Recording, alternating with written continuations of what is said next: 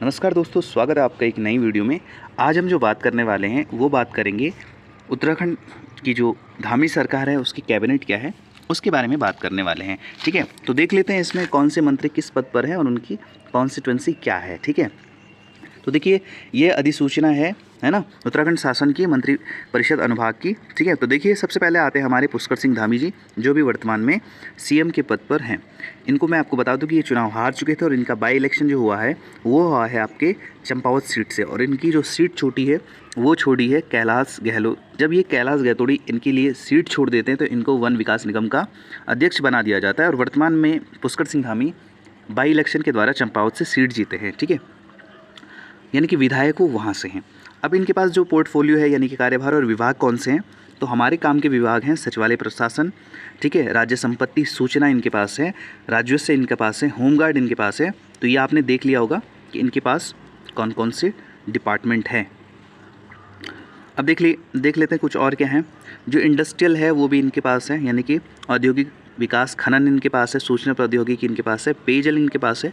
तो जो एग्ज़ाम के पॉइंट ऑफ व्यू से इंपॉर्टेंट है वो हो जाएगा आपका पेयजल, ऊर्जा, आयुष, शिक्षा। ठीक है, और जो कारागार विभाग है वो भी इनके पास है। ठीक है, और जो सामान्य प्रशासन होता है वो सारा इनके पास है। तो ये आप पोर्टफोलियो देखिए और विभाग और विषय देख सकते हो आप। ठीक है, तो ये जो इम्पोर्टेंट था वो मैंने आपको बता दिया कि कौन कौन से विभाग इनके पास हैं। और आबकारी भी इनके पास है। देखिए जो लिकर होता है ना वो भी इनके पास है, न्याय इनके पास है, और आपदा प्रबंधन, जैसे कि आपको पता है कि आपदा प्रबंधन का हेड सीएम होता है और केंद्र में पीएम होता है, तो आपदा प्रबंधन भी जो धामी हैं उनके पास है। आगे आ जाते हैं सतपाल महाराज जी। ठीक है, तो सतपाल महाराज जी के पास है पीडब्ल्यूडी, पंचायती राज, ठीक है, धर्मस्व पर्यटन, आपको पर्यटन याद रखना है, पंचायती राज याद रखना है और पीडब्ल्यूडी याद रखना है। ठीक है, और जो इम्पोर्टेंट है वो रखना है आपको सिंचाई याद। तो सिंचाई भी आपके जो हैं वो सिंचाई मंत्री कौन है, सतपाल महाराज जी हो जाएंगे।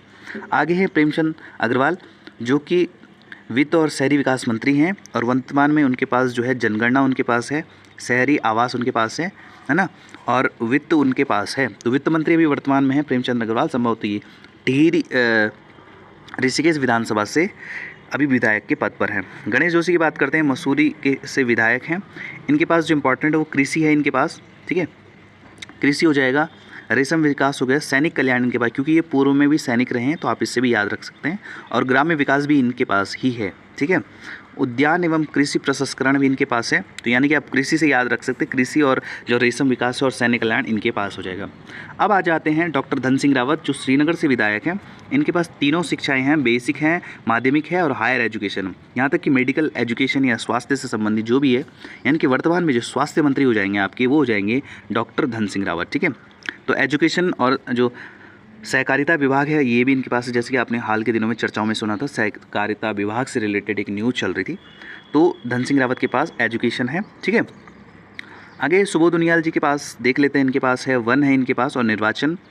तो आपको ये याद रखना कि वन मंत्री कौन है, और तकनीकी शिक्षा की भी बात करें तो इनके पास है, तो इम्पोर्टेंट आपको वन मंत्री के रूप में याद रखना कि सुबोध उनियाल जी।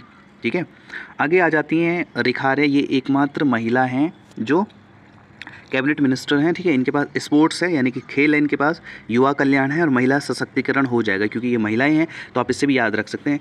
रेखा आर्य सोमेश्वर विधानसभा से विधायक हैं, अगर मैं गलत ना हूँ तो।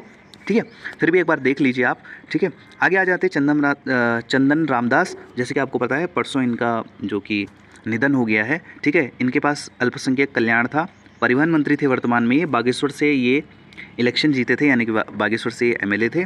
ठीक है, खादी एवं ग्रामोद्योग इनके पास था, लघु एवं सूक्ष्म मध्यम उद्योग यानी कि एमएसएमई इंग्लिश में अगर इसे कहें तो, है ना, और समाज कल्याण भी इनके पास था। अल्पसंख्यक कल्याण के मंत्री थे चंदन रामदास जी। ठीक है, इसके बाद आ जाते हैं सौरभ बहुगुणा। सौरभ बहुगुणा विजय बहुगुणा के सुपुत्र हैं, है ना, इनके पास है पशुपालन, दुग्ध विकास, मत्स्य पालन, प्रोटोकॉल इनके पास है, गन्ना। अब देखिए ये सितारगंज से आते हैं शायद, तो ये याद रख सकते हैं, गन्ना विकास मंत्री हैं ये वर्तमान में।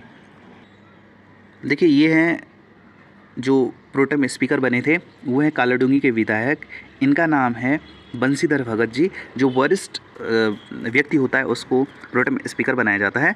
और ये जो आपको दिख रही हैं, ये दिख रही हैं रितु खंडूड़ी। ठीक है, ये वर्तमान में पहली विधानसभा महिला अध्यक्ष हैं, और सबसे बड़ी बात ये भुवनचंद खंडूड़ी की सुपुत्री हैं। ठीक है। तो आप इन चीज़ों से भी याद रखोगे तो आप चीज़ें लिंक कर पाओगे। तो ठीक है, तो पहली महिला विधानसभा अध्यक्ष हैं ऋतुभूषण खंडूड़ी।